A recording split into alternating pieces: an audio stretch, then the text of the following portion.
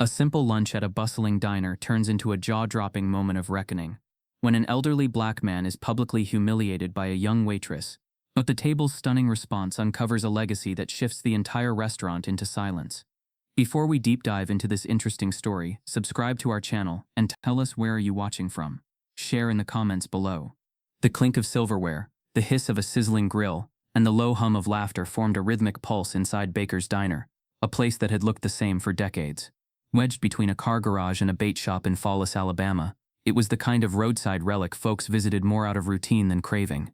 Walls were yellowed with grease and time, booths creaked under the weight of generations, and every face inside was a reflection of the town's roots. White, southern, familiar.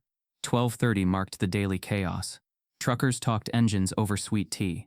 Secretaries swapped gossip between bites of cornbread, and the local sheriff polished off peach cobbler like clockwork. At the heart of it all was Carrie Lynn Monroe, 22, blonde, efficient, and too busy watching TikToks on her breaks to realize the weight of the world unfolding around her. She wasn't cruel, not in her mind, just focused, raised to believe that Southern charm was enough to make up for ignorance. Behind the counter, her name tag caught glints of sunlight from the diner's broad windows, while her white apron bore the faded ghost of coffee spills and ketchup. She moved like a metronome, fast, precise, and detached. And as she topped off a trucker's coffee with a smile, the bell above the front door chimed, soft, almost apologetic. Harland Royce stepped into the diner with the slow grace of a man who had seen too much and spoken too little.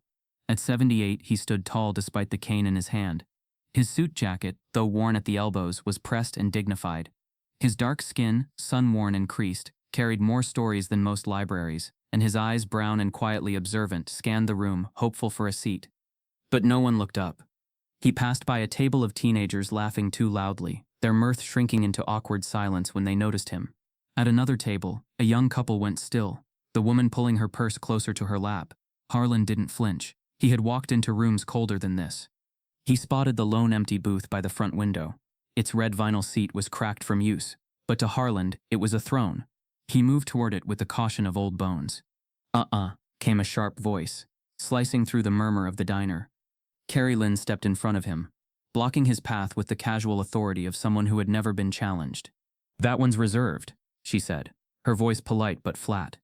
Harland paused. The air shifted. He looked at her, then at the empty booth. "I didn't see a sign," he said gently, his voice the texture of velvet over gravel.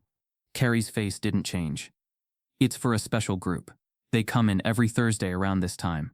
Harlan nodded slowly. "I didn't mean to take someone's spot, just looked like it was open." His tone was humble, respectful, but not submissive. It was the kind of voice that made you feel the weight behind it, even if you didn't understand where it came from. But Carrie wasn't listening. She was already turning away, tapping her notepad. "You can sit at the counter if there's a spot." She didn't see the flicker of embarrassment cross his face. Or maybe she did and chose to ignore it. A few people noticed now. A woman at the bar stopped stirring her coffee. A teenage boy looked down at his plate, ashamed of something he couldn't name. Harland adjusted the brim of his hat, turned slowly, and began to shuffle toward the counter. But the seats were all taken. He stood for a moment, just beside the register, eyes moving slowly across the room. He wasn't angry, just tired of spaces that reminded him, even after all these years, that he didn't belong. And then something changed. From the corner of the diner, at the largest booth, the one reserved, a figure stood, then another, and another. A dozen men, all in their 50s and 60s, rose in unison. Each wore something modest, polos, work shirts, a cap here and there. But the way they stood, straight, sharp, reverent, turned every head in the room. Carrie Lynn froze with a plate of fries midair. The men didn't speak. They just looked at Harland, their expressions lined with something more than recognition. It was reverence, respect, and something deeper still, a kind of collective grief. The man at the head of the table stepped forward. His name was Jackson Rowe, a broad-shouldered former Army sergeant known for coaching the high school football team and never missing Sunday service. He was a white man with calloused hands and crow's feet that deepened with sincerity. He didn't smile. He simply nodded toward Harland and said, loud enough for the whole diner to hear, "That seat wasn't reserved for us. It was for him." The entire diner went still. Carrie's mouth parted slightly, the fries now burning in the window under the heat lamp. Harland stopped moving. I'm sorry?" Carrie stammered, her voice small now. Rowe turned toward her, his eyes firm. You don't know who this is, do you? She blinked. Should I? Another man spoke, this one wearing a Vietnam vet pin on his chest. He's the reason any of us are still breathing. Harland looked uncomfortable. He wasn't a man who enjoyed attention, but the room's energy had shifted entirely. Those who ignored him minutes ago now sat frozen, their forks abandoned, their mouths dry. Rose stepped aside, motioning toward the booth. Harlan didn't move yet, not out of hesitation, but out of memory. That booth, the very same, had once been the site of something else. 50 years ago, in that very diner, he had been thrown out for daring to sit down. That scar didn't fade just because time passed. Time doesn't heal what silence protects. And now, that silence was being broken. The air felt thicker. Carrie's cheeks burned red. She tried to find her voice, but it had been swallowed by a truth she didn't understand yet. Harlan took one step toward the table. The group parted like water for him. Every eye followed him. And then, in one slow, synchronized movement, all 12 men at the reserved table stood straight, raised their hands and saluted. A full, solemn military salute. No one spoke. Not even Harlan. Not yet. But Carrie Lynn's hand trembled as she gripped the edge of the counter, her world beginning to fracture under the weight of what she just triggered. She had dismissed a man as if he were invisible. Now a dozen men were showing the world that he was anything but. The moment held breathless as the door creaked open again, and a soft voice from behind them said, "I hope I'm not too late to pay my respects." The salutes hung in the air like echoes, silent yet thunderous, invisible yet undeniable. Harlan Royce didn't blink. His posture remained humble, almost resisting the attention. His fingers gently tightened around the handle of his cane as he heard the voice from behind. "I hope I'm not too late to pay my respects." A hush followed. He turned slightly but didn't fully face the speaker. Something in the air shifted. Not fear, not discomfort, but memory, heavy and sudden, like a curtain being pulled back. And in that moment, the present blurred. Suddenly Harland was 7 years old again, clutching his grandmother's hand while walking past a row of storefronts that said "Whites Only" in crooked, angry lettering. Birmingham, Alabama, 1954. The sun beat down, the pavement cracked beneath their worn shoes, and the world smelled of steel, sweat, and segregation. His grandfather, Clement Royce, had worked in the foundries, lungs blackened, back bent, dignity intact. Clement was a man of few words and slower steps, who read scripture not to preach but to survive. His voice, calm and measured, lived on inside Harlan's chest like a compass. "You don't raise your voice in a world that's always shouting at you," Clement used to say. "You stand taller by not kneeling to hate." That quiet resistance became Harlan's armor. When the bus drivers smirked at him, when teachers refused to grade his essays, when grocery clerks dropped his change on the floor, he kept his chin high and his soul quiet, because his grandparents taught him that dignity was the one thing you could carry without permission. But silence came at a cost. The Birmingham of his youth was not a place for black boys with dreams. It was a furnace designed to melt hope down to ash. He watched as friends vanished into jail cells for walking on the wrong side of the road, as boys disappeared after dark, their names never spoken again. In 1963, he stood outside the burning shell of 16th Street Baptist Church, a church he had attended, watching smoke curl into the sky like a lie. 4 little girls, gone. A nation stunned, but not moved. Harlan didn't cry. He never did. His tears weren't allowed to fall in a world that pretended they didn't exist. Instead, he listened to the static of the radio, to the silence of his neighbors, to the way police sirens always sounded louder at night. And one afternoon, while watching the American flag sway limply in a humid breeze outside the post office, he made a decision. He would fight, but not with fists. He would enlist. In 1967, with barely enough money for the bus fare, Harlan signed the dotted line and became Private Royce. Not for the glory, but for the idea that maybe, just maybe, wearing the same uniform would make him seen, make him equal. Vietnam was not a war of patriotism for Harlan. It was a collision course between survival and invisibility. In the dense jungles of Southeast Asia, bullets didn't ask about color, but commanders still did. Black soldiers were used like pawns, sent first, forgotten first. Yet Harlan thrived. His calm under fire was unnerving. Where others panicked, he analyzed. When ambushed, he held the line. He memorized terrain, tracked enemy movement like a ghost. And when his unit fell into a 6-day standoff without air support, it was Harlan who led 13 wounded soldiers, white and black, through enemy territory under moonless skies. They called it the Phantom Route.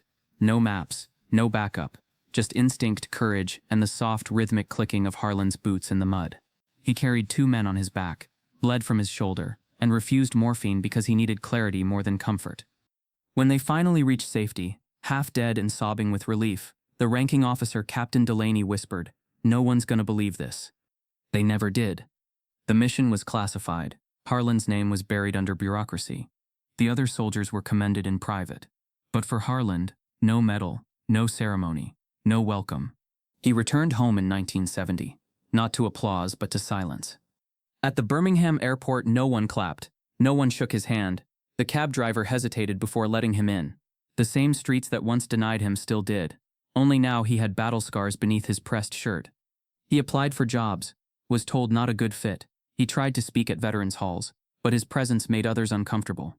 One recruiter even asked him, "Are you sure you didn't just drive trucks?" Eventually, he stopped trying. Instead, he worked quietly as a janitor in a courthouse that once refused to serve him. He cleaned floors under portraits of judges who had sentenced black boys to life over pocket knives, but he never stopped walking tall. He lived alone, never married after losing his sweetheart Loretta to a back alley infection because the hospital wouldn't admit Negro women that night. He visited her grave every week for 30 years, leaving behind a single white carnation. Yet through it all, the silence, the invisibility, the stolen legacy, Harlan never raised his voice. Because he knew that some echoes were more powerful when whispered. Back in the diner, the room remained locked in that reverent quiet. The group of military men, aging now, some with canes of their own, stood like pillars around the booth. Carrie Lynn's eyes darted between them, then back to Harlan. Her hands trembled, the weight of her own ignorance pressing down like a stone. She had seen an old man with worn shoes. They saw a savior. Jackson Rowe cleared his throat. His voice was husky but carried conviction. Some of us made it back home because of him. Others didn't. He never asked for credit. He just did what had to be done. Harlan said nothing. His eyes were moist now, not from pride, but from the painful irony of it all. A seat refused. Again, after everything.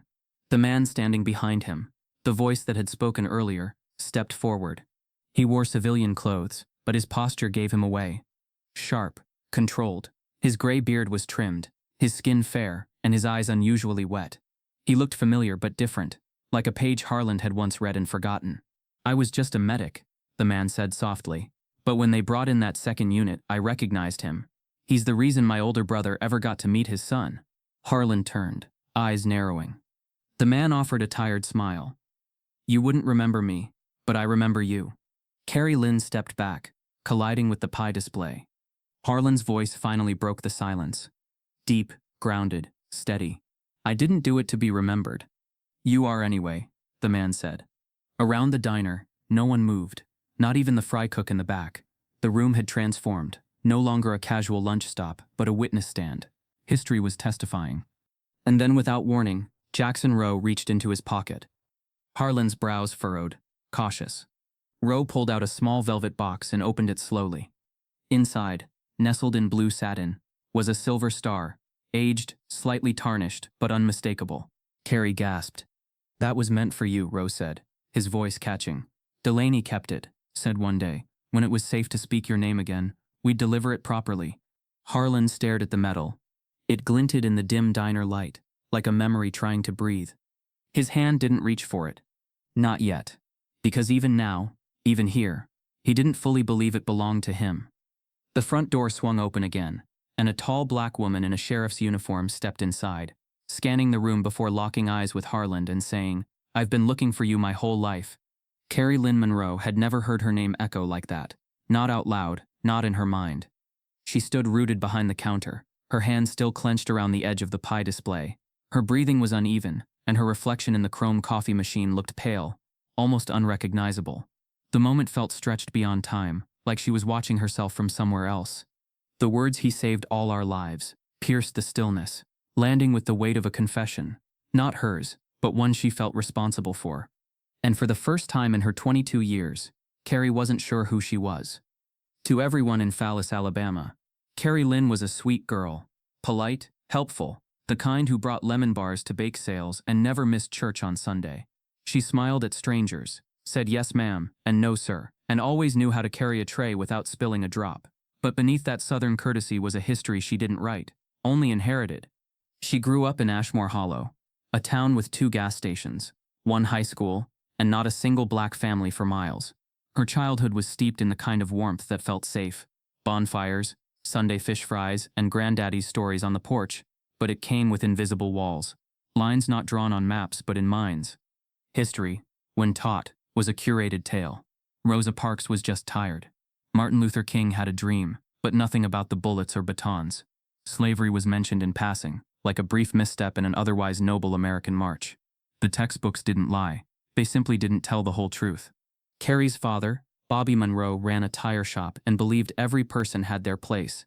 He didn't use slurs, not in public. He didn't wear hoods or carry torches. But he'd clear his throat whenever a black family appeared on TV, change the channel when civil rights came up, and say things like, "They just like to stir trouble," or "They got the same chance as we did. They just mess 'em up." At home, those words weren't cruelty. They were fact. Carrie soaked it all in without resistance. It was in the air. Not loud, not violent, just constant. A quiet conditioning that made her see race not with hatred but with indifference. And indifference is the quietest cruelty of all. By high school, she laughed when classmates joked about diversity hires. She rolled her eyes at marches she didn't understand. She posted "All Lives Matter" once, not because she wanted to offend but because no one had ever told her why that might hurt. And when she applied to work at Baker's Diner, she saw the uniform, not the legacy. The diner wasn't just a workplace. It was a relic. The walls were lined with old photos, all white faces. The booths carried names carved by boys who'd never shared lunch with someone black. The customers she served looked like her family, talked like them, thought like them. So when Harlan Royce walked through the door that day, she didn't see history. She saw interruption. His cane, his quiet, his suit. They didn't register as dignity. They read as unfamiliar, uncomfortable, and discomfort, to someone like Carrie, translated quickly into resistance. She hadn't intended to be cruel. But cruelty isn't always intention. Sometimes it's reflex, shaped by years of selective silence. When she told him the seat was reserved, it felt natural. There was no venom, no raised voice, just the inherited weight of 1,000 unspoken assumptions. She saw an old black man, and assumed inconvenience, not sacrifice. Now, with a dozen saluting veterans surrounding him, and whispers of his heroism drifting through the diner like incense, her body felt foreign. Her palms were sweating. Her ears rang. She thought of her father's voice, calm, certain. "People make too much of the past, baby girl. What's done is done." But here, the past wasn't done. It was standing in front of her, alive, breathing, revered, and she'd told it to sit somewhere else. A child at a table nearby asked his mother, "Why are they standing for that man?" The mother didn't answer. Carrie turned to see that the boy was watching her. She felt exposed, not attacked, just uncovered. She glanced around the room. No one looked at her. Not with anger. Worse, with disappointment. Her conditioning hadn't prepared her for this kind of silence. It was different than the silence she grew up with. This one wasn't passive. It was powerful. It demanded reflection. The woman in the sheriff's uniform, still at the doorway, took a few slow steps in. She didn't speak again. Didn't need to. Her presence alone rewrote the energy in the room. She nodded once to Harland, then glanced at Carrie Lynn, her expression unreadable. Not angry. Not smug. Just knowing. Carrie suddenly felt 16 again, sneaking a look at a high school essay she'd written about how America overcame racism. She remembered how proud she was of that title, and how the black substitute teacher that day had marked it with red ink and simply wrote, "Did it." She had rolled her eyes then, said to her friend, "She's just trying to make everything about race." Now that red-inked question rang louder than ever. Did it? The waitress uniform she wore, the same one she'd been proud of, now felt tight across her chest, like it had shrunk in seconds, like it was exposing something she'd never seen until now. Her manager, Tina, stood behind the kitchen pass-through, watching everything unfold but offering no help. Tina was a good boss, so long as you didn't rock the boat. And Carrie had never rocked anything. She'd floated, smiled, and served. But now she was drowning in the quiet wake of her own small cruelty. Harland hadn't even looked at her with anger. That would have been easier. His calm, his quiet, his grace, that's what stung. He hadn't needed to raise his voice to make her feel what she'd done. The man who had stepped forward earlier, the one whose brother had been saved in Vietnam, walked toward her now. Carrie tensed. He stopped just before the counter. His voice was kind but firm. "You didn't mean harm, that's clear. But intent doesn't erase impact." Carrie opened her mouth, but no words came. He leaned in slightly. If you want to be better, this is where it starts. Feeling it, not fleeing it. He placed something gently on the counter in front of her. A photo. Weathered. Faded. Edges curled. A picture of Harland Royce in uniform, standing among white soldiers, all of them covered in jungle mud, arms linked. Carrie stared at it. The photo had no caption. But it didn't need one. The man looked at her once more. He saved all our lives. Carrie's throat tightened. She didn't ask who he meant by our, because now she understood. It wasn't just the men at that table. It was everyone in the room, even her. Just then, the sheriff's radio on the black woman's belt crackled, and a voice came through. Unit 4, be advised, we've got a protest forming outside the diner. Signs, cameras, and they're chanting his name. The sheriff's radio sputtered once more, a static pulse followed by a voice more curious than concerned. Unit 4, confirm. Crowd forming outside Baker's protesters with signs. Media 2, over. The words hung there like dust in a sunbeam. Inside the diner, no one moved. Not even the cook in the back, who was halfway through flipping a burger, and now just stared at the grill like it no longer mattered. Harland Royce stood quietly at the center of it all. Surrounded by the saluting men, the table of veterans who had made their silent tribute loud without ever speaking a word. The gesture had frozen time. Forks hovered midair. Coffee cooled in untouched cups. Conversations evaporated. And Carrie Lynn Monroe. She was barely breathing. Her hands trembled where they gripped the edge of the counter. Knuckles white, skin clammy. Her eyes darted from Harland to the box containing the silver star, then to the open door where the black sheriff now stood, her presence adding another weight Carrie didn't yet know how to hold. Outside, the low hum of voices could now be heard. Distant, growing. But inside, silence ruled. Harland shifted his stance slightly.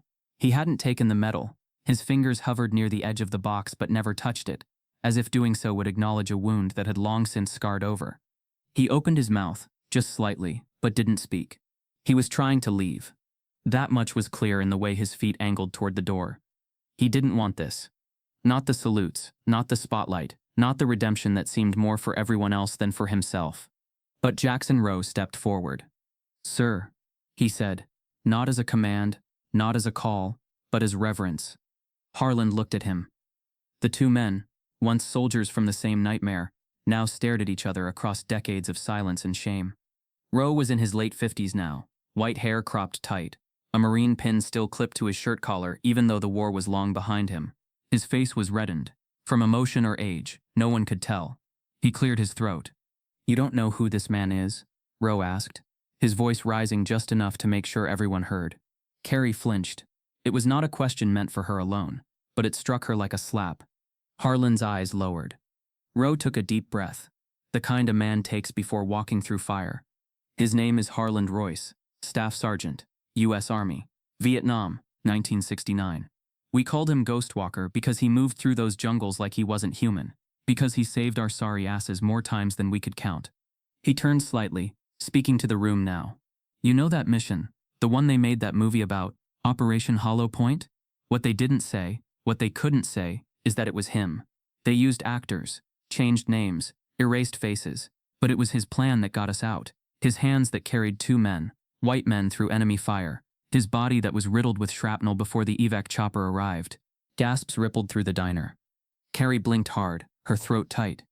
Rowe's voice cracked now, heavy with memory. "He didn't get the medals. They said it was classified. Said no one could ever know. But we knew, and we never forgot." He turned back to Harland. "Sir, that seat was never reserved for us. It was always yours." Harland remained silent. But something shifted in him. Not pride, not joy. It was grief. The kind that lives in a man's bones for half a century and finds no home to rest in. His lips tightened, his jaw clenched, not from defiance, but from holding back a flood. From the back of the diner, someone whispered, "Why didn't we know this?" No one answered. Because deep down, everyone already knew the truth. They didn't want to. It was easier to honor heroes that looked like Jackson Rowe. Easier to believe that valor came in familiar shapes. Easier to nod at history without ever asking who was missing from the story. Carrie's legs were numb, her mouth dry. In her mind, she heard her father's voice again. "Don't go digging up ghosts, girl. What's buried should stay that way." But this ghost was standing in front of her, breathing, breaking every rule she'd been raised by, just by existing. The sheriff stepped further into the diner now. Her nameplate read J. Simmons, and her badge gleamed like truth.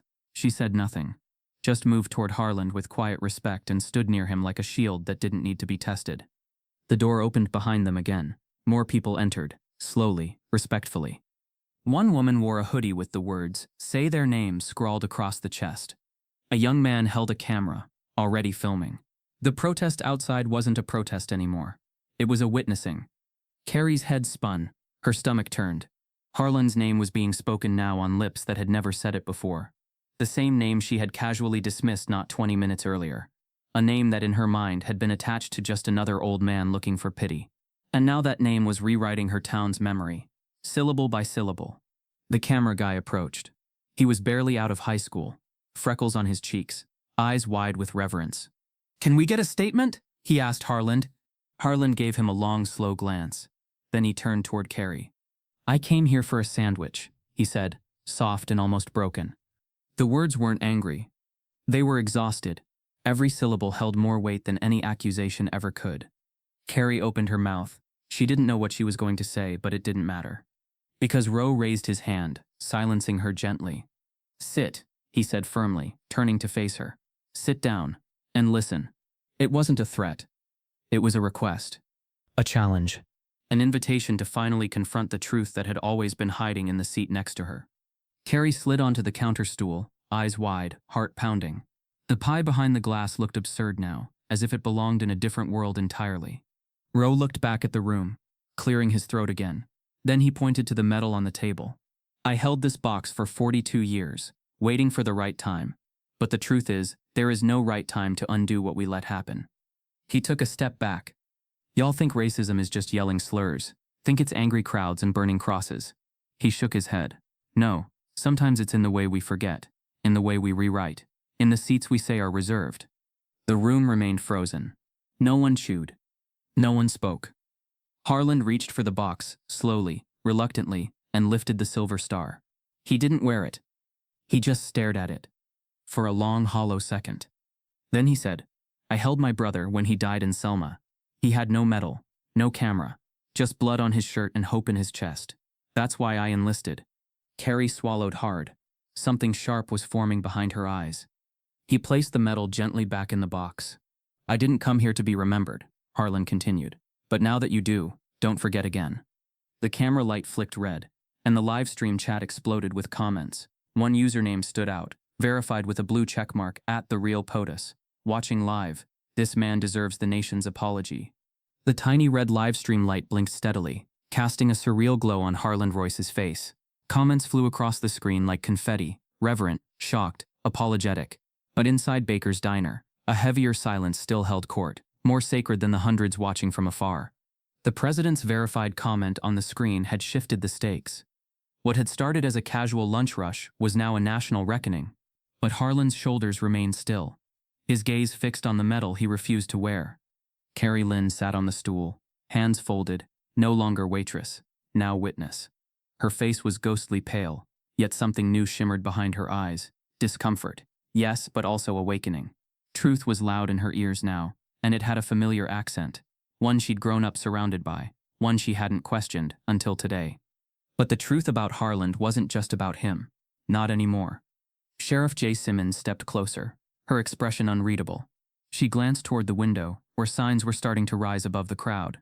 One read, "Honor the invisible." Another, "This is his seat." But then Harland, quietly, said something few expected. "This place," he murmured, eyes scanning the booth, the ceiling, the faded photos on the wall, "was never meant to feed someone like me." The words turned the air cold. Roe, still standing beside him, tensed. He seemed to know what was coming, or perhaps feared it. Harland turned toward the waitress counter, toward the pie glass and the old cash register, and ran a calloused hand along the edge of the counter. "I came in here once," he said, "sometime in '63. I was young, naive, thought my uniform might mean something." He paused. Didn't even get to sit down. Two boys about Carrie's age spat on my shoes before I could order. The waitress wasn't you, of course, told me I'd have better luck in Birmingham. A long breath slipped from his chest. She meant the colored side. Everyone in the diner froze as if hearing that word placed them in a different century. But it wasn't ancient. It wasn't distant. It was here, in their lifetimes, in their walls. And this diner, their diner, was the backdrop of that memory. Carrie's lips parted, her hand slowly covering her mouth. She looked around, now seeing Baker's not as her workplace but as an artifact. The booth cushions, the wainscoted walls, the yellowed newspaper clippings. They weren't just decor, they were evidence. Rowe cleared his throat, but Harlan kept going. "You know what this land was before the diner?" he asked. No one answered. "Slave auction yard," Harlan said. "Before the war, before Baker's, black bodies stood here, barefoot, chained, priced by weight." Gasps escaped a few mouths. The old man who sat in the corner daily reading the sports section leaned forward, suddenly attentive. "My great-grandfather Samuel Royce was sold here when he was 13, Harlan said, his voice even measured. "Torn from his mother. She died 3 days later." The words cut sharper than any scream. Carrie had never heard that. Not in school, not in family lore, not even whispered in town. She turned slowly toward her manager, Tina, standing behind the kitchen pass-through. Tina's face had gone stiff, frozen in a performance of neutrality. "Why don't we know this?" Carrie whispered. Tina didn't respond. Because everyone did know. They'd just decided long ago not to say it. Phallus had spent generations hiding its ghosts in polite conversations, preserving its charm with antique stores and weekend festivals, murals of American flags, posters for pie contests, history boiled down to safe slogans. But beneath the cobbled sidewalks and restored buildings, blood remained in the soil. The sheriff finally spoke. The town tried to pave over it, bought up old records, closed archives, tried to turn Baker's into a historical stop, but only the white history. They wanted tourists, not truth. She nodded toward Harlan. "But some things you can't bury. They rise." One of the older men at the table, a retired Navy officer named Frankie Dent, spoke next. "I remember stories my granddad whispered when he drank, clan meetings out behind the lumber mill. The kind of silence you don't break, or you disappear." He looked at Harlan, remorse written deep in his eyes. There were names no one said out loud, not out of respect but because they were dead or gone missing. The weight of that truth dropped like iron. Outside, the chants grew louder, but no one moved to look. They stayed locked in that moment, that sacred confrontation between generations. Carrie's mind swirled. She thought of every morning she came in early, polishing that same countertop with cheap bleach, humming country songs under her breath.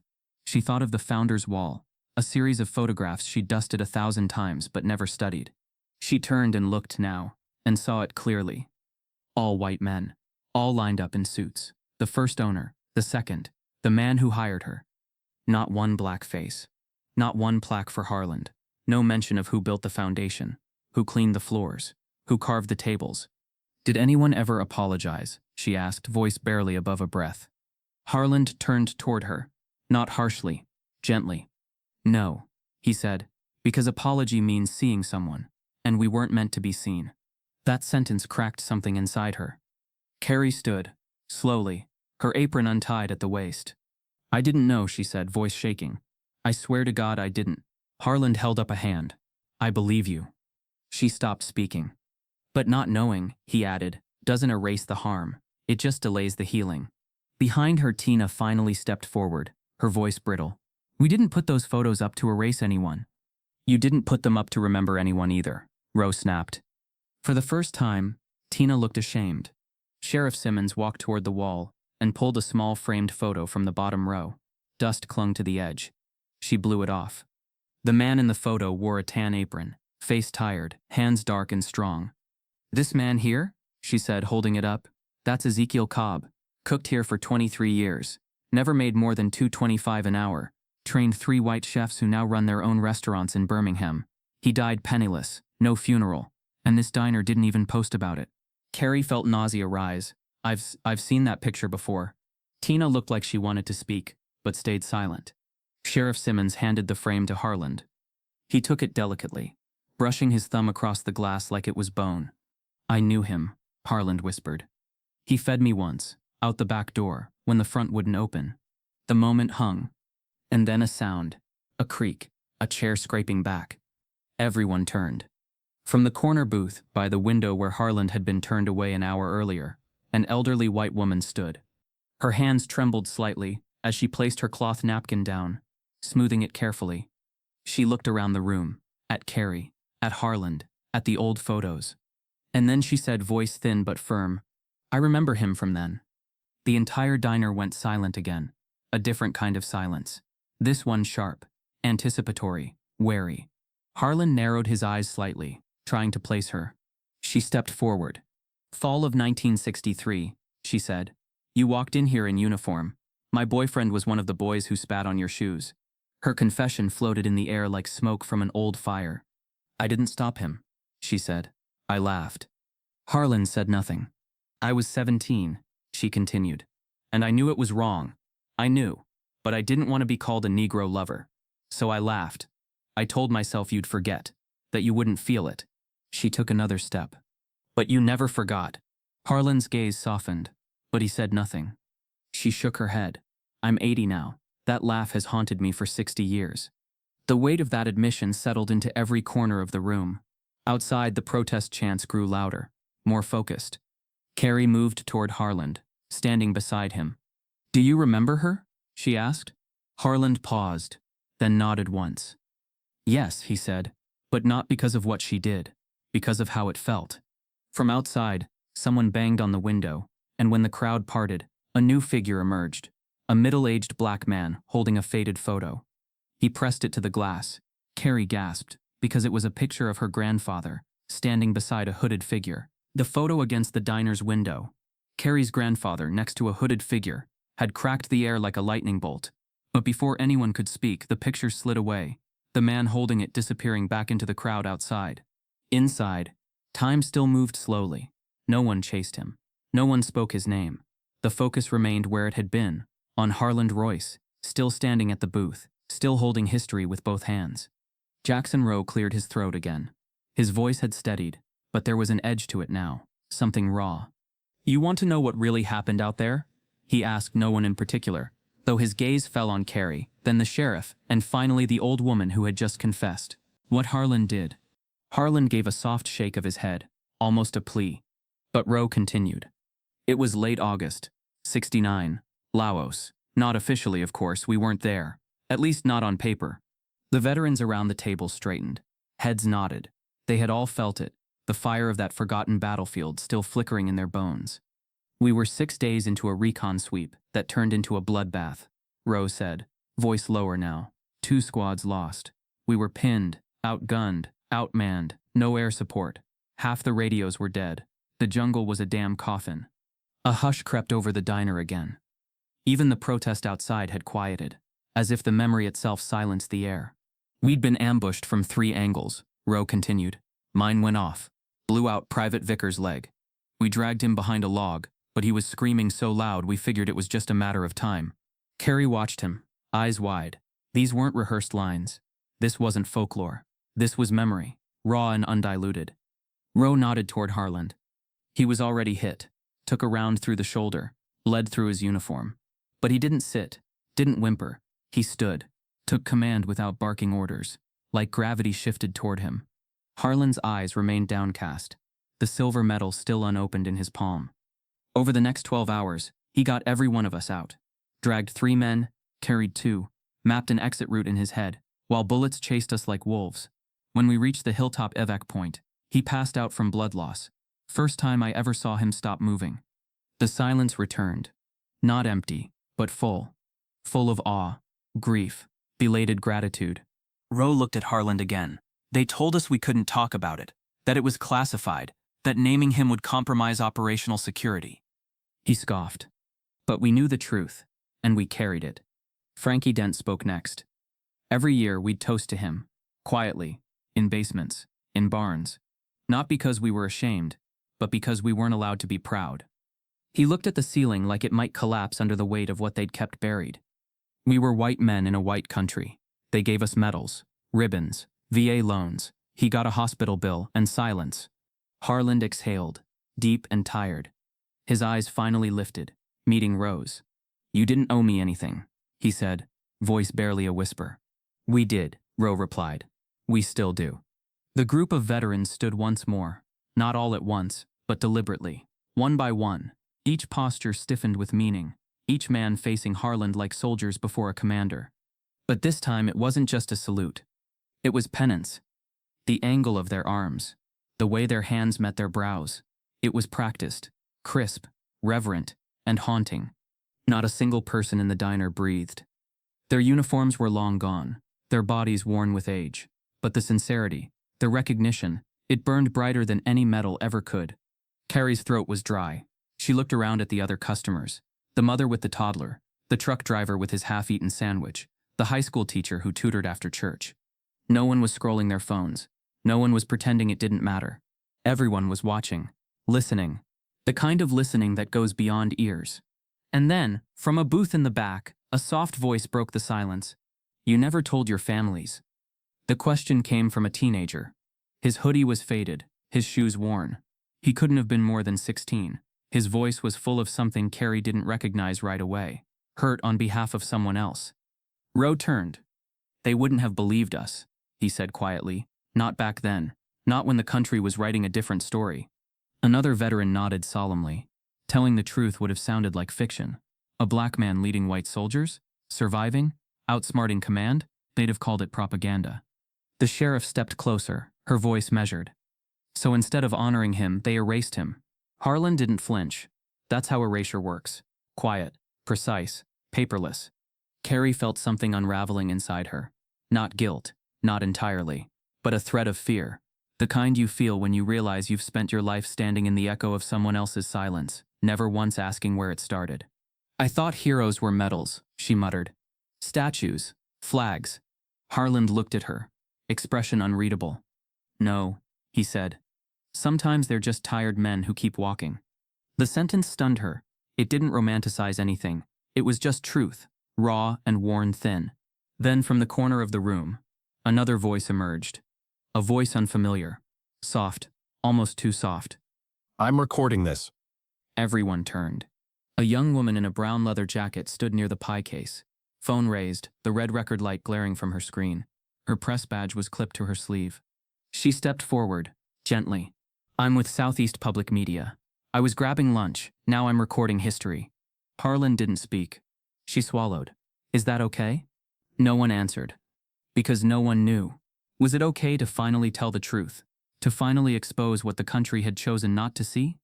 Sheriff Simmons looked to Harland, who held her gaze for a moment, then gave the smallest nod. The journalist began narrating softly into her mic. Today in Fallis, Alabama, a long-buried truth surfaced inside a quiet diner.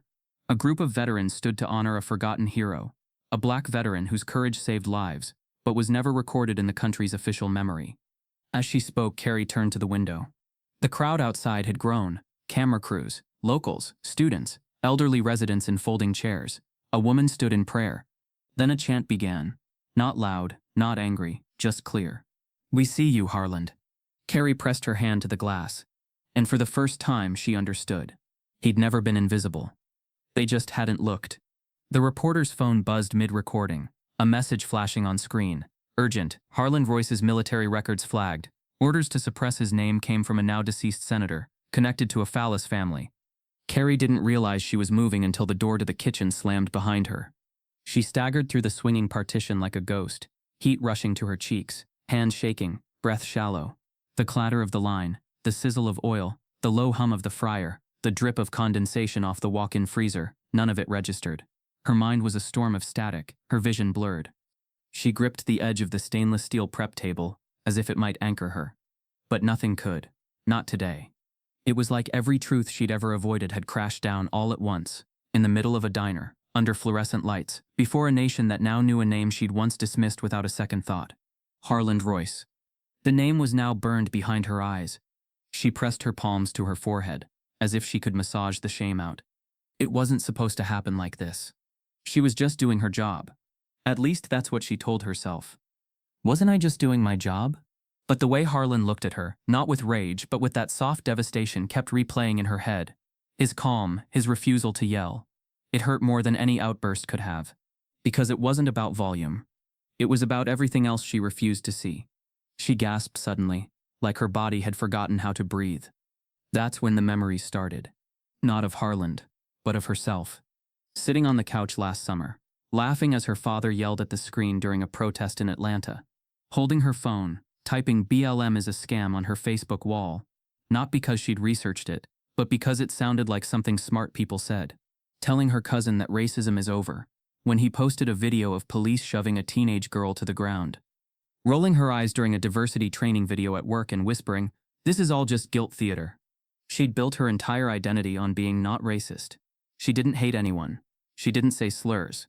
She even dated a Puerto Rican guy for 2 weeks once. That had to count for something. But what she never realized, what hit her now like ice water to the chest, was that the absence of hate didn't equal the presence of empathy. She had been blind, but not by accident. It was easier, cleaner, more comfortable to believe that history was a closed chapter, and people like Harland were simply bitter ghosts clinging to dusty pages. Carrie slid down to the floor, her back hitting the cupboard beneath the sink. She pulled her knees in, trying not to cry, but the tears came anyway, silent, hot, relentless.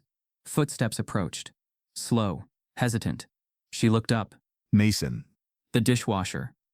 17 years her senior. Black, quiet, efficient. The kind of man who moved through the diner with the invisibility of someone who'd long stopped expecting acknowledgement. He was still wearing his apron, damp from rinsing trays, a towel slung over his shoulder. He crouched down slowly, resting his hands on his knees. Carrie wiped her face fast, trying to stand, but he gently motioned for her to stay seated. He didn't speak at first, just looked at her, not with judgment, but something far more dangerous, clarity. "I didn't know," she whispered, voice cracking. "I didn't mean to." "I know," Mason said softly. That made it worse. She wanted him to be angry, to yell, to call her a name she could defend herself against. But he didn't. He just sat in it, with her. "You think because I wash dishes back here, I don't see what happens out there?" he asked. Carrie blinked. "I didn't. I mean, it's not like that." He raised one hand, not accusing, just still. "I've seen the way you flinch when certain people walk in.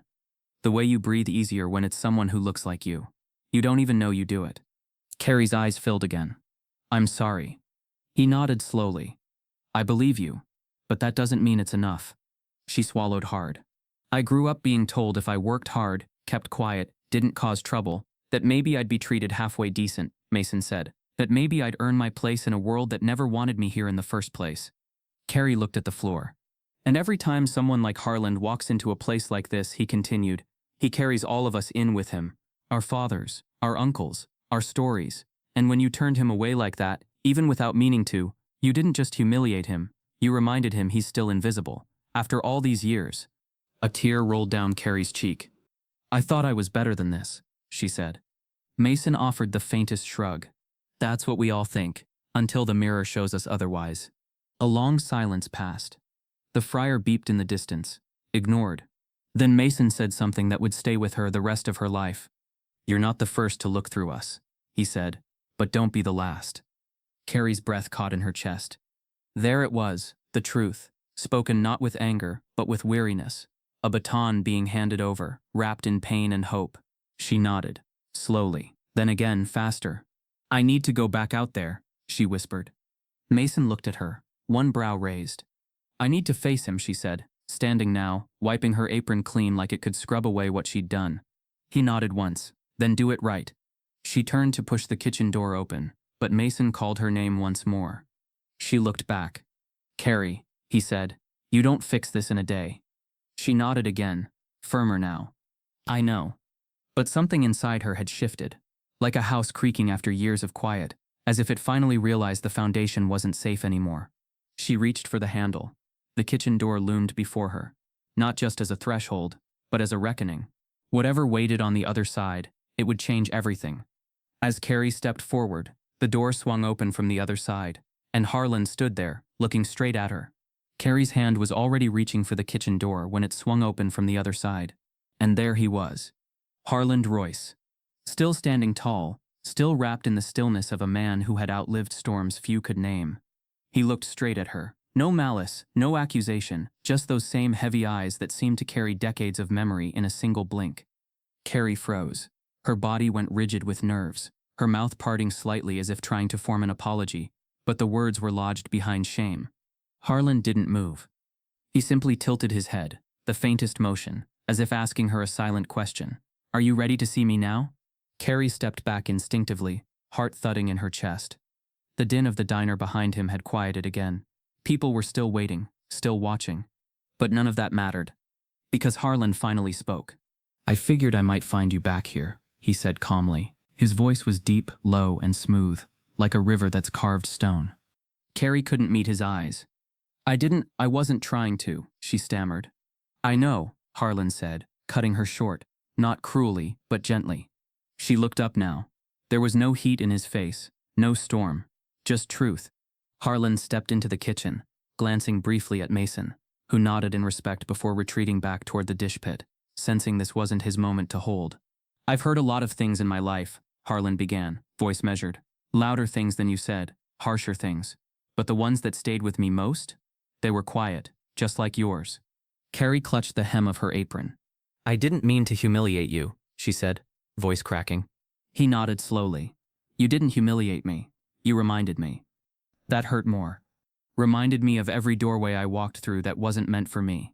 He continued. Of every room where I was the last to be served, or the first to be watched. Reminded me how easy it still is for people to not see us, even when we're standing right in front of them. Carrie's knees weakened. She leaned against the counter. I was taught not to hate, Harlan said next, almost as if to himself. Not because hate isn't deserved sometimes, but because hate eats the soul. His words were soft, but they tore through the silence like gospel. I've buried more than most folks my age, he continued, eyes clouding just slightly. My brother Malcolm was 17 when they shot him down in Selma. Thought he was reaching for a Molotov. He was holding his Bible. We never got an apology. Carrie gasped softly. My wife Loretta spent half her life marching and teaching.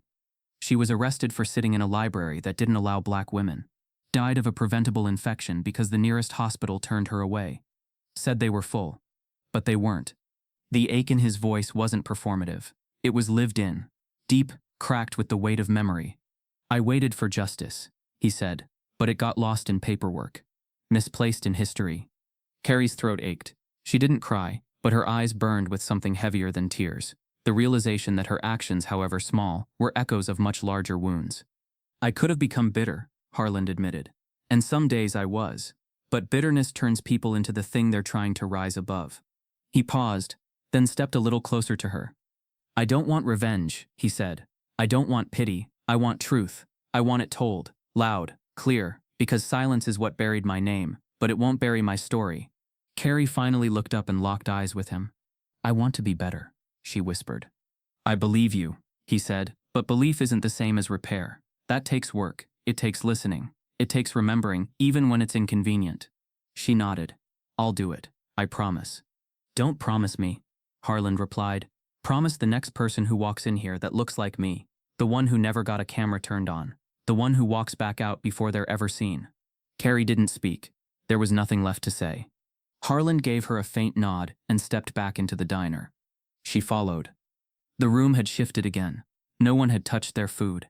Every pair of eyes turned toward him as he returned to the front, standing once more near the booth that had been reserved. He didn't return to it. Instead, he looked out at the room. My brother died for rights he never got to use, he said. My wife died waiting for compassion that came too late. I stood here today not because I wanted to relive it, but because I had to for all the ones who can't anymore. A tear slid down the cheek of the sheriff. Harlan nodded once more and started to walk toward the door.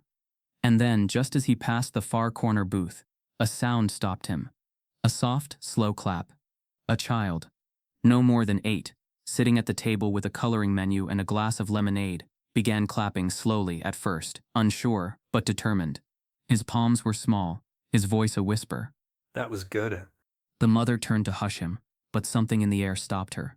Another person joined in, then another.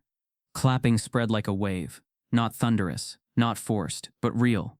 A reverent rhythm, a sound that didn't just celebrate, but acknowledged. Carrie turned toward the boy. He looked like her nephew. Blonde hair, baseball cap, chocolate on his cheek. Harlan looked at him too, eyes softening. The applause wasn't about spectacle. It was about presence. It was a seat being given back. A voice crackled through a phone speaker near the counter. We found something in the archives, a court document. The land Baker sits on. It was once deeded to Harlan's great-grandfather, before it was taken. The child's clapping had barely faded when a phone buzzed loudly near the counter. A server, a newer hire Carrie barely knew, picked it up with a nervous glance. On the screen, a text message lit up, all caps, from a newsroom contact in Montgomery. "We found something in the archives. Baker's Dunn property was owned by Harlan's family in 1874, deeded, then stripped." The waitress didn't understand what it meant, but Carrie did. Her chest tightened. And then, like fate answering the same question twice, the front doors of Baker's Diner swung open again. News crews. 2 camera operators from local ABC and NBC affiliates stepped in first, adjusting lenses. Behind them, a young black woman in a powder blue blazer began speaking directly into her mic. "We're live on location in Fallis, Alabama, where an emotional and historic moment has unfolded at Baker's Diner." Her voice faded under the weight of the room. It hadn't just changed. It had become sacred, and now outsiders wanted to claim it. Harlan Royce, still standing near the boy who'd clapped, didn't flinch as microphones were raised in his direction. He looked at them as one might look at a dog that's been mistreated, cautious, untrusting, but not unkind. A second later, a larger camera crew followed in behind the first wave, this time from a national outlet. Their truck had been seen idling outside minutes earlier. The glass door hadn't even closed behind them before another shout came from the street. "He's trending. #2 in the country. Twitter, TikTok, everywhere." Someone else called out from the sidewalk. "CNN just ran the live stream clip. It's already at 1.2 million views." Carrie stood still behind the counter, her apron wrinkled, eyes wide. She felt like her name was attached to every frame, every clip, every comment, both as an accomplice and a student. Because now, whether she liked it or not, she was part of the story. Harlan looked uncomfortable. He'd never wanted this. Not the flashbulbs, not the interviews.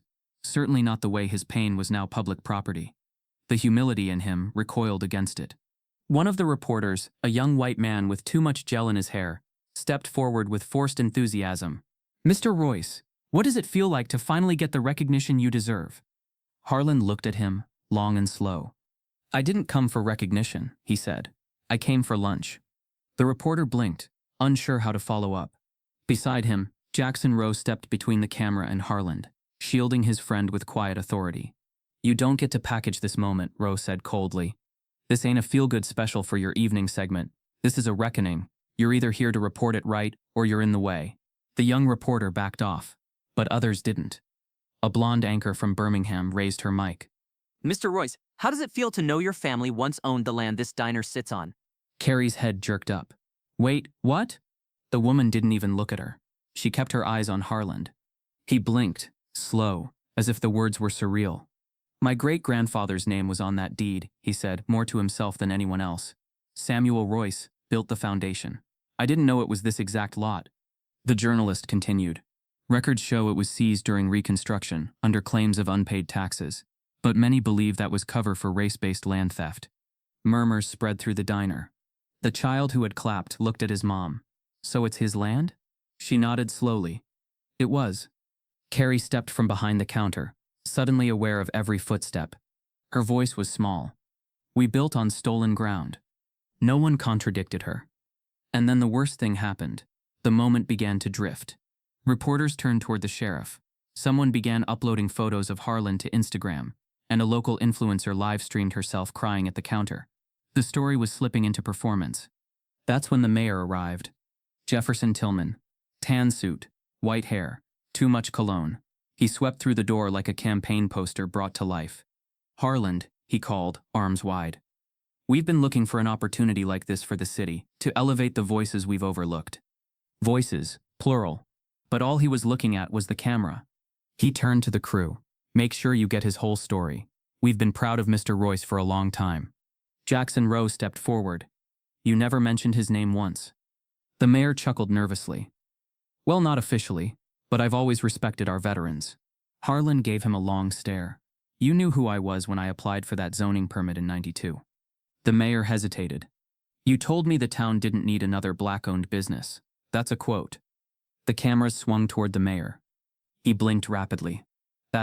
Well, I think we're misremembering history a little." "I remember fine," Harlan said. His voice didn't rise, it deepened. The veterans began closing ranks again, shielding Harlan from further political intrusion. "This isn't about headlines," Frankie Dent muttered. "It's about truth." Carrie stepped closer to Harlan now. Do you want me to ask them to leave? He looked at her, and for the first time, smiled. It was faint, tired, but real. No, he said. Let them hear it. Then he turned toward the nearest camera. If you're gonna tell it, he said, voice slow, deliberate, every word deliberate. Tell the truth, not a headline. In the crowd outside, a lawyer stepped forward, holding an original copy of the land deed and a lawsuit. Mr. Royce, we're ready to reclaim what's yours. The lawyer's voice had just settled into the crowd when another, quieter discovery changed everything inside. Harlan Royce didn't blink at the deed. His hands didn't reach for it, but something deep in his chest shifted. A memory unlocked. Not dramatic, not loud, just a scent, wood, sandpaper, oil. He turned his eyes slowly toward the diner's largest table, the one he had almost been denied an hour earlier, the one the veterans had once claimed, the one always reserved. I know this grain, he said softly. Carrie, standing beside him now like a student in the presence of history, furrowed her brow. What do you mean? Harlan stepped toward the booth and ran his hand gently across the edge of the thick, smooth wood. This curve, the way it dips slightly in the middle, he whispered. I used to run my fingers across it while it was still being shaped. Jackson Rowe, who'd been watching the lawyer outside, turned quickly. Wait, are you saying? Harlan nodded. My father made this table, by hand. Gasps echoed from several corners of the room. Frankie Dent's mouth parted. How the hell would a table survive that long? Harlan's voice was calmer than it had been all day. Because he built it to outlast what people tried to erase. He traced the edge again. My father, Jonas Royce, was a carpenter. Self-taught. Freedman. He carved every panel, chiseled the legs, sealed the grain with pine tar and patience. This table was meant for the family business. Our store. We sold bread, shoes, tools, and pride. Carrie's eyes were glassy now. But the store didn't survive?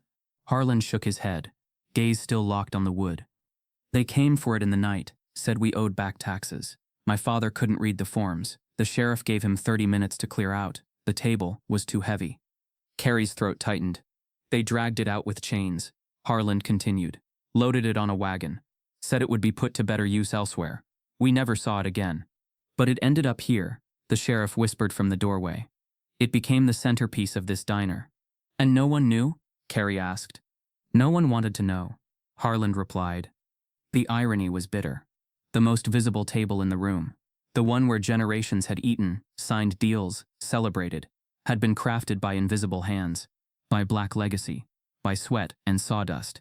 And yet it was never named. Carrie's breath grew shallow. I've wiped this table clean hundreds of times. Harlan looked at her, not accusing, but exposing. And every time you were dusting off my father. The words hit like a storm. Outside, cameras turned to the lawyer, but inside, no one spoke. The table suddenly felt too sacred to sit at, too sacred to even stand near. Rowe stepped back. We can't keep calling it the veterans' table. That ain't right. Carrie looked around, and then down at the table again. We need to name it. Harlan was quiet. He didn't want fanfare. He wanted accuracy. She turned to the sheriff, then Tina, who had reemerged from the kitchen, face pale. I want permission, Carrie said, to change the plaque.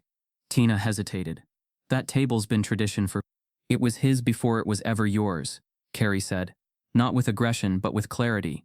Tina nodded slowly. Rowe pulled a penknife from his pocket. We're not waiting for a printer. He grabbed a nearby cutting board, flipped it over, and began carving slowly, clumsily, but with purpose. Every letter rough, unpolished, but alive. Royce Table, 1874. He finished and handed it to Harlan. The old man stared at the wood, then nodded once. Rowe nailed it to the edge of the table, right into the grain Harlan's father had once carved. The room exhaled. Carrie placed her hand on the new plaque. And for the first time, she didn't feel like a server. She felt like a witness. But then the door opened again. This time, no cameras, no reporters. Just a family. A black couple, middle-aged, 3 children. The mother wore a plain navy dress. The father had a camera slung around his neck, and a look of curiosity in his eyes. They stepped in slowly, like they weren't sure they were allowed. The father saw Harlan, then the plaque, then the table. Is it true, he asked, that this table was built by Jonas Royce? Harlan turned toward him. Yes, he was my father. The man's breath caught. My great-aunt used to tell us stories about a table like this. Said she helped polish it when she was a girl. Said it would be passed down through generations. The mother stepped forward. Her voice was soft, reverent. Is it finally our turn to sit? The question landed like prophecy. The entire diner went still again. Not out of tension, but out of anticipation. Harlan didn't answer. He just nodded and stepped aside. The family approached slowly, then slid into the booth, their skin, their lineage, their presence fitting the table like a lock to a key. Carrie blinked fast. All morning, that booth had been reserved. But now it was reclaimed. As the family settled in, the youngest daughter pulled a worn envelope from her pocket and handed it to Harlan. My grandma said if I ever met you, I should give you this. The day after the plaque was nailed into the side of the table, Fallis, Alabama could no longer pretend it hadn't seen what happened. Because the whole world had. The video of Harlan Royce, standing quietly in the diner he was once turned away from, had racked up 11 million views in less than 24 hours. Clips of the veteran's salute, the quiet child's clapping, the lawyer holding the deed. They spun like wildfire across screens, over breakfast tables, through angry tweets and midnight blog posts. But in Fallis, the reaction wasn't one of unanimous pride. It was division. In coffee shops, people whispered. At gas stations, they stared. On Facebook, the town split into two Americas. Some called it long overdue, a reckoning, a redemptive moment. Others called it cancel culture gone too far, woke nonsense, digging up the past just to feel self-righteous. Signs popped up on front lawns. Truth matters. Thank you, Harlan. History can't be changed. Don't erase us. Carrie Lynn Monroe read every comment, every tag, every insult with her name wrapped in it. She didn't fight back. She just kept showing up. Each morning, after the story broke, she walked past the same neighbors who once waved, now watching her with folded arms and narrowed eyes. Her father stopped answering her calls. The man who had once taught her to ride a bike now looked at her like a stranger. It all came to a head 3 nights later, when she stopped by his house, hoping for something, an olive branch, a quiet dinner, a conversation. Instead, she found her clothes in a plastic bag on the porch. No note. Just silence. When she knocked, he opened the door, eyes hard, voice flat. You let them turn you into a mouthpiece, he said. You embarrassed this town. Carrie's voice shook. Dad, I stood beside the truth. He shook his head. No, you stood beside a camera. You bowed to pressure. You let them rewrite our history. Carrie didn't yell. She didn't cry. She just stepped back and whispered. Maybe it needed rewriting. He closed the door. That sound stayed with her for days. But something else stayed too. Strength. Because in the spaces where old support had vanished, new ones formed. A week after the live stream, the local school board held an emergency meeting. The superintendent, a cautious woman who'd never made waves, announced something unprecedented. A full audit of the town's history curriculum. Outdated textbooks, sanitized narratives, omitted names. They were done hiding. Carrie stood in the back of the meeting room, notebook in hand. When the board asked for volunteers to help develop new material from community figures, she raised her hand without hesitation. She spent the next month building lesson plans about Harlan Royce, about Jonas Royce and the table, about black landowners whose deeds were lost during Reconstruction, about how silence doesn't just erase, it infects. Every afternoon, she stood in a borrowed classroom, teaching middle schoolers stories she had never learned herself. At first, they blinked at her, confused. You're the waitress, right? One girl asked. Carrie smiled. Yeah, I used to be. The kids listened, some skeptically, others wide-eyed. She watched them shift, small but real. They asked questions. They talked about what their parents wouldn't. They went home and challenged dinner table myths. And at night, Carrie came home to a tiny studio apartment behind the library, walls still smelling like old paint and promise. She ate ramen. She graded worksheets. She ignored voicemails from her father calling her confused and lost. Because the truth is, she'd never felt more found. Every Friday, she returned to Baker's Diner for her final shifts. Tina had offered her a quieter role, out of the spotlight, but Carrie refused. She wanted to serve the tables. She wanted to scrub the counter. She wanted to honor the space she once misused, and see it transformed. The Royce table, now polished daily, and never claimed by entitlement again, became a new symbol. Black families came from surrounding counties to eat there. Veterans visited just to rest their palms on its edge. Tourists took photos, not selfies, Just quiet shots of history breathing in plain view. Harland had not returned. Not since that day. He'd declined interviews, turned down national awards. When someone offered to name a park after him, he reportedly said, "Let the land breathe before you build statues." He had disappeared into quiet again, but his presence lingered. So when Carrie unlocked the diner doors for her final shift, she didn't expect anything more than a calm day, a few omelets, and a quiet goodbye. But the bell above the door jingled just as she set down the silverware. She turned, and there he was. Harland Royce? Same coat, same cane, a little slower, but eyes as sharp as ever. Carrie froze. So did the customers already seated? They recognized him now. Not as a mystery, but as a monument. He approached slowly, gaze scanning the room. Not judging. Just Carrie stepped forward. "I didn't think you'd come back." Harland looked at her. No smile, but no judgment either. "I wanted to see what stayed," he said, "and what changed." Carrie swallowed. "I'm trying." He nodded. And then for the first time his hand extended. She reached out and shook it. Harland handed her a folded piece of paper. Yellowed, handwritten, old. "I found this in my brother's Bible. It's addressed to your grandfather." Carrie unfolded the letter with trembling hands, the paper fragile with age, its edges browned like old parchment left too long in the sun. The ink, faded but legible, curved in slow, deliberate strokes, the kind of handwriting that carried weight because it was written by hand and heart. Harland watched her read, silent as ever. The letter was dated May 7, 1965. It began plainly. "To Mr. Bobby Monroe, if you ever find this, know that I chose forgiveness, but I will never forget."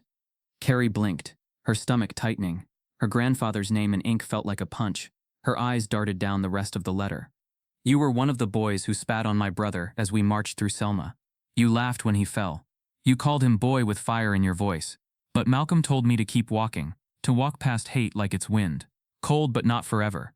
If you ever wonder why I didn't fight back, it's because Malcolm wouldn't have wanted me to, and I still carry him, every day." Carrie's throat closed, her knees weakened. The letter wasn't just a condemnation.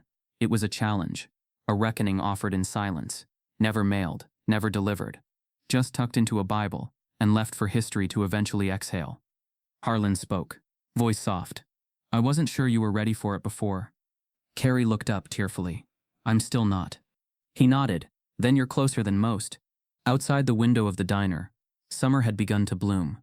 The trees were heavier with green. The air, softer. The protest signs were gone now. Not erased, but archived. The town hadn't forgotten. Not this time. Instead, it had started to rebuild. The diner closed for 6 weeks after Harland's return. Tina, the owner, made the decision quietly but publicly. Not to run, but to reflect. The remodel wasn't about aesthetics. It was about truth. Gone were the walls lined with whitewashed history and shallow Americana. In their place, framed portraits of black families who had once lived and disappeared in Fallis. Faces once excluded from the record now greeted guests at the door. A plaque near the entrance read, "This space stands on land taken, worked, and rebuilt by hands that were never thanked. Today we begin." Mason, the once overlooked dishwasher, was promoted to head chef. His first menu was titled, "Unforgotten." Dishes were named after people who had gone unseen. Loretta's light bread, Zeke's catfish, Malcolm's Sunday greens. The staff? Half new, all diverse. Tina made sure of it, and stepped back from operations entirely, allowing Mason and a rotating equity board to guide hiring, sourcing, and partnerships. On the front patio, just beneath the diner's oldest window, a bench was built. Not marble, not showy, just strong wood. Etched into the back, simple as scripture, for the unseen. It became a place of reflection. People sat there not to eat, but to think. Some cried, some prayed, some just breathed. Harland, true to form, didn't sit there, but he walked past it every Thursday morning. And then one day, he stopped. A little girl was sitting there, sketchbook in her lap. Her mother stood nearby, watching. Harland paused. The girl looked up and said, "I'm drawing your hands. They look like stories." Harland chuckled softly. "That's because they are." Across town, at the newly renovated Fallis History and Freedom Center, a room had been dedicated to Harland's life. Not a shrine, a space. In it hung his service photo, the silver star still unopened beside it. There were maps, war letters, and a replica of the route he used to lead his unit to safety in Laos. But Harlan's favorite display was smaller, barely noticed unless you looked hard. A folded napkin, diner issue, a note scribbled in pencil across it. He walked in for a sandwich. The world gave him back his name. Signed Carrie Lynn Monroe. She had left Fallis by then. Not to escape, but to grow. Accepted into Georgia State University, she majored in African American history and public policy, minoring in community trauma and memory. She wrote her entrance essay on Harlan Royce, not the myth, but the man. The way his silence spoke louder than any fire. The way he'd shown her what it meant to be brave without needing to be loud. She left behind the familiar, including her father, who never called again. But she gained a new family, one forged from accountability, not blood. From listening, not lineage. She returned on weekends when she could, sometimes to visit the diner, sometimes to sit by the bench, sometimes just to breathe in the air of a place learning how to change. Mason kept a photo of her by the pass-through. You fed more than tables, he'd say to new hires. She served a whole town a truth they weren't ready to taste.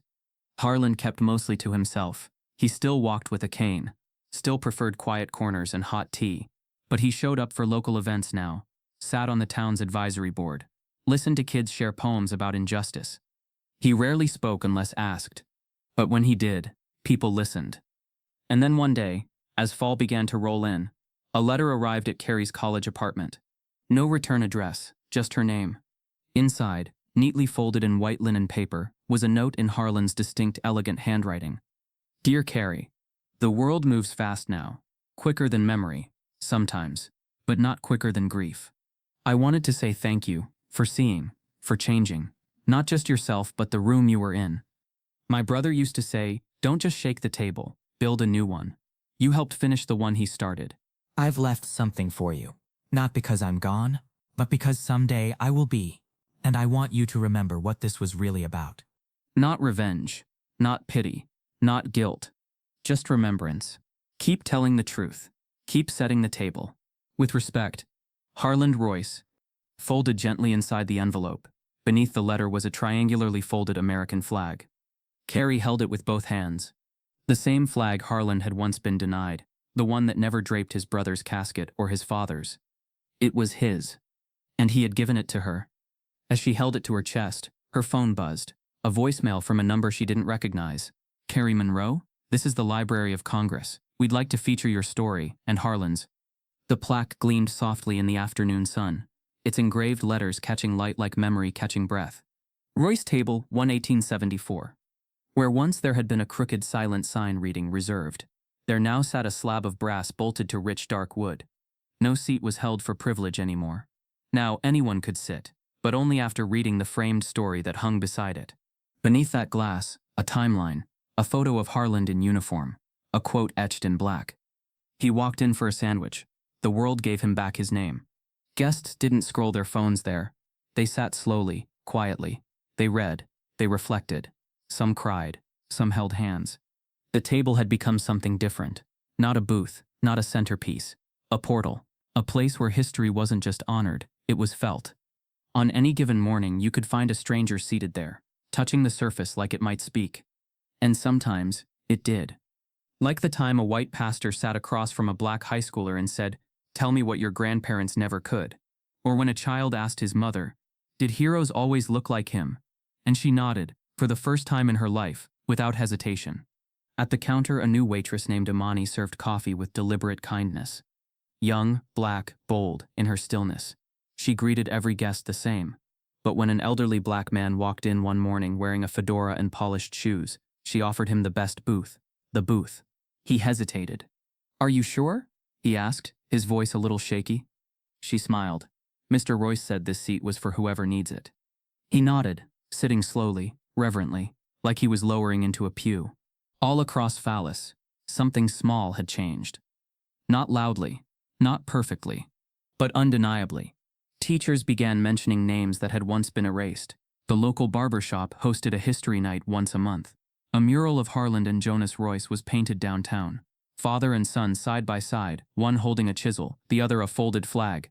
Even the sheriff's department, under J. Simmons' leadership, started a mentorship program for youth who felt invisible. The changes were not grand. They were granular. A young clerk at the hardware store looked black customers in the eye now, said sir, said thank you, not because it was policy but because it was human. A bakery began selling a peach pie called Loretta's Grace, named after Harlan's wife. Proceeds helped fund local scholarships for descendants of black families displaced by land seizures. At the heart of it all was the bench outside Baker's Diner. For the unseen, Carrie came once a month, always on a Thursday, always alone. She brought a single white carnation, laid it on the seat, sat in silence, sometimes for 10 minutes, sometimes for an hour, sometimes until her legs stiffened and her coffee went cold. No one interrupted her. They knew what she was doing. They knew who she was doing it for. She had come full circle, from server to student to steward of memory. Her college classes were now lectures she gave. Her thesis, titled The Booth, the Bench, and the Burden, was cited in textbooks across the state. And when journalists asked her what changed her, she never gave a speech. She just said, "A man I didn't see taught me how to look." Harlan Royce never returned to the diner after the flag. He passed away quietly in his home. No dramatic headlines, no public spectacle, just a soft sunset and a folded blanket, his cane leaning against the wall. Carrie received the call from Sheriff Simmons herself. "He didn't suffer," the sheriff said. "He just exhaled." The town held a memorial at the diner. No formal service, just stories. Jackson Rowe, now gray and slower, stood before the Royce table and said, "We gave him a medal too late, but he gave us something earlier. He gave us a mirror." No one spoke after that. They just sat and remembered. The day after the service, Mason changed the menu's header, in memory of the ones who waited to be welcomed. Carrie kept the flag Harlan gave her in a shadow box above her writing desk. Sometimes, when classes overwhelmed her, when deadlines crushed in, when grief felt like it had no echo, she'd touch the glass and breathe. Harlan's name was now listed in the Library of Congress.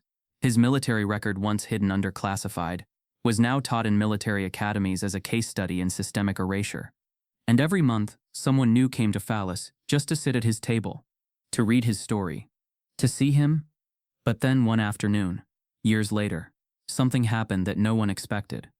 A black woman walked into the diner, her son beside her, maybe 5 years old, hair in tight curls, bright eyes, too young to know the weight of what he was walking through. Imani greeted them with a smile. "Anywhere you like." The woman looked around, hesitated, then led her son to the Royce table. He climbed up onto the bench, legs dangling. She ordered him a grilled cheese. He asked for apple juice. As they waited, he looked up at the plaque, pointed. "Who's that?" he asked. His mother leaned in, read it softly. "Harlan Royce," she said. He looked again, then smiled. "I think I want to be like him," the boy said. "But maybe I'll be louder." The buildings didn't change. Baker's Diner still stood on its original lot, paint a little fresher, bricks a little straighter. The corner hardware store still sold screws by the pound. The barber shop, once a silent vault for old habits, now buzzed with conversations layered in history, pride, and growing self-awareness. But Fallis, Alabama had changed. Not in the way outsiders might notice first, not in skyline or skyline budgets, but in how the town listened now. The silence that once ruled like a mayor had been broken. And in its place, questions, reflections, apologies, not always perfect, not always smooth, but real. Locals didn't whisper about race anymore. They talked. In classrooms, in churches, on porches. Hard conversations became dinner table rituals. Generations clashed, reconciled, rebuilt. Elderly white residents asked black neighbors to share stories, not out of guilt, but because they wanted to understand. Every fall, the high school held a new tradition, the Royce Day Walk. Students of every background retraced Harlan's historic steps from the diner to the plot of land once seized from his family. They carried hand-painted signs. They recited parts of Harlan's last public statement. Some marched in silence. Others sang spirituals passed down through families like bone. The walk ended at a newly unveiled mural, painted on the old brick wall behind the post office, stretching 20 feet wide. It depicted Harlan Royce and his Vietnam unit, walking side by side, rifles down, eyes forward. Their skin tones varied, but their expressions shared the same grit, calm, unshakable defiance. The center of the mural, however, wasn't Harlan's face. It was his outstretched hand, reaching behind him, offering something invisible, or maybe inviting those watching to walk forward with him. Below the mural, etched into a plaque, "Some men carry medals, others carry us." Carrie stood before it, every time she returned to Fallis. She never touched the wall, never needed to. She'd already painted her part in a different way. Her book, published 2 years after Harlan's passing, was titled, He Asked for a Sandwich. It wasn't a tell-all. It wasn't self-serving. It was a quiet narrative, equal parts memoir and reckoning, told through her eyes, her regrets, her reformation. The chapters flowed like confessionals, about the unconscious prejudices she carried like lunch orders, about how systemic bias didn't shout, it whispered, it slithered, it hid in eye contact not made, in assumptions not challenged. Her book was read in book clubs, schools, even seminaries. She was invited to speak at universities and town halls across the South. Each time she said the same thing in some form. This isn't a redemption story. It's a responsibility story.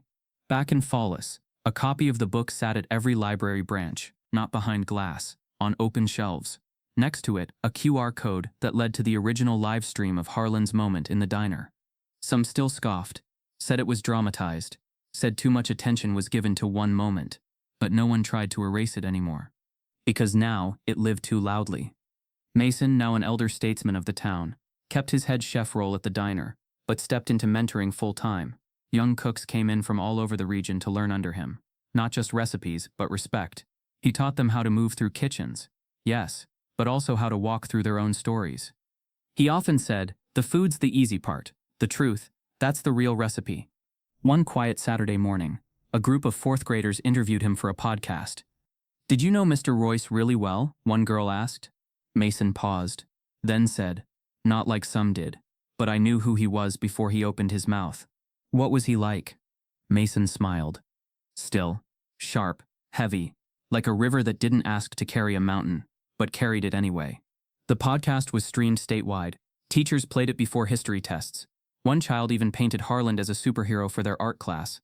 On the anniversary of Harlan's passing, the Fallis Museum of Memory, renamed to include memory after the community vote, opened a new exhibit. Not digital, not flashy, just tactile. Visitors touched replicas of wood from the original Royce table. They listened to audio clips of Harlan's voice, softly recounting moments no book could contain. They walked through a hallway lined with unmarked chairs, representing those who were never offered a seat. The exhibit closed with a question printed in thick black ink. Whose story are you not seeing? That night, as people filed out of the exhibit, someone read a tweet aloud in front of the museum doors. The president just tweeted, they said, about Harlan. Murmurs spread. Carrie, who had returned to town for the ceremony, looked at her phone as the tweet lit up. A blue check. Official account. A quote. America is stronger because of those who carried its truth before it was ready to admit it. Harlan Royce was one of them. We honor him. We remember him. Unseen no more. The town didn't erupt into applause. It stood still, like it always had, but this time for the right reasons. Carrie looked up at the sky, her reflection dim in the museum glass. There were still problems in Fallis, still racial divides, still unresolved legacies. But there was conversation, there was effort. Racism hadn't disappeared. But silence had, and Harlan's presence? It lingered. In a smile between strangers. In a teacher's pause before explaining history. In a child's drawing hung proudly on the wall, not of Superman, but of an old man in a suit, holding a cane and a folded flag. As Carrie turned to leave the museum, her phone buzzed again. A message from a student in Washington, D.C. Miss Monroe, they just named a scholarship after him. You're invited to the ceremony. In the great halls of remembrance, some heroes wear ribbons, some stand in statues, and some, like Harlan Royce, are carved into silence. Not the kind of silence that erases. The kind that echoes. Harlan never asked for recognition. He never lobbied for awards or marched with placards. His demands were smaller, simpler, but heavier. Dignity, acknowledgement, truth. And when he walked into that diner on a regular Thursday afternoon, all he wanted was a seat. Not reverence, not spectacle, just a seat. But that small request cracked something larger. In a town, in a nation, in generations too used to looking through men like him. His legacy, as it came to be understood, was not one of loud speeches or firebrand leadership. It was steadier than that, like roots. He led men to safety through a jungle. He bore the weight of systemic theft. He lost a brother to racism's hand, a wife to injustice weight, and still he never retaliated. He just stood, even when he was seated. Today, Harlan Royce's story, is taught in classrooms that once overlooked him. His name, once omitted from war records, now rests on the granite wall of the Veterans of Valor Memorial in Washington, D.C. A bronze figure near the base holds a rifle slung over his shoulder and a hand extended back toward others. The sculptor had studied him, but he'd never met him. I just imagined what strength looked like when it didn't need to shout, he said. Carrie Monroe sat in the front row at the statue's unveiling. She wore no makeup, no fanfare, just the pin Harland once gave her, a small black circle with the words, "Still standing." Her speech at the dedication was brief. I watched a man enter a room that wasn't ready for him, and instead of leaving bitter, he left it better. The crowd rose. But Carrie looked down at her hands, still stained by old memories, still holding on to lessons that didn't come easy. Her journey had never been about saving Harland. It had been about facing herself. The plaque beneath the statue bore no medals, no rank, no call for heroism. It simply read, Harland Royce, 1944-2023. He never raised his voice, but everyone heard him. Back in Phallus, the Royce table still stood, worn, revered, and untouched by time's indifference. The surface was more than oak, it was memory. Every scratch, every grain, every faded corner carried the thumbprints of men and women history forgot but life remembered. No one dared rename it. And yet something new had been added.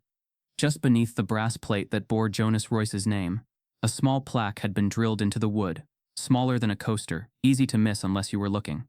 It read, "Reserved for those who were never seen." Visitors paused when they read it. Some teared up, some simply nodded, and some sat quietly, reverently, like they were sitting in the lap of a story, finally allowed to breathe.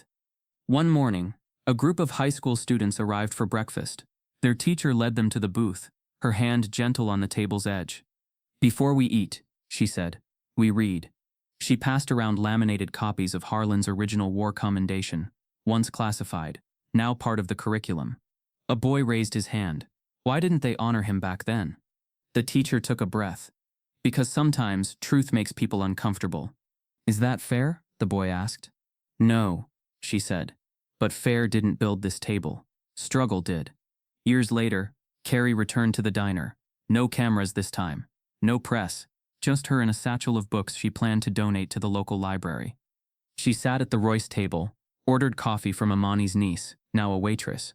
As she waited, a teenage boy in a hoodie slid into the booth across from her. He didn't speak for a while. Then, softly, he asked, "Is it okay if I sit here?" Carrie smiled. "It's okay now. Wasn't always." He nodded, looked around. "I read about him, Mr. Royce. My dad said he was just a man." Carrie folded her hands. "He was, and that's what made him extraordinary." The boy traced his finger over the plaque. "Did it hurt?" he asked. What? "When you realized you'd been wrong." Carrie didn't flinch. "Yes," she said, "but that's how I knew I was finally growing." He thought for a second. "Do you think he'd be proud of this town?" Carrie looked around at the portraits, at the families, at the light coming through the stained glass windows someone had donated in his name. "I think he'd say we've still got work to do." The boy stood, gave her a small nod, and walked out. Carrie sat a while longer. She didn't need a meal. She just needed the reminder that this seat, once denied, now held more than patrons. It held possibility. And far away, in another city, a young student opened a scholarship letter bearing Harland's name. They whispered to their mom, "I think someone saw me." And across the country, a senator quoted Carrie's book during a speech on educational equity. And in a middle school hallway in Nebraska, a mural was painted, a silhouette of a man walking through a diner doorway, light behind him. No cape, no armor, just presence. Just a man asking to be seen. A child walks into the diner, points to the table, and asks his mother, "Can I sit there and write my story too?" If this story moved you, if it made you think, reflect, or see the world a little differently, then don't let it end here. We share these untold truths, not just to remember the past, but to shape the future. So if you believe in stories that challenge silence, that uncover legacy, and that speak for those who were never seen, subscribe to this channel. Like this video to help it reach more hearts. Share it with someone who needs to hear it. Because sometimes, the most powerful change begins with a story.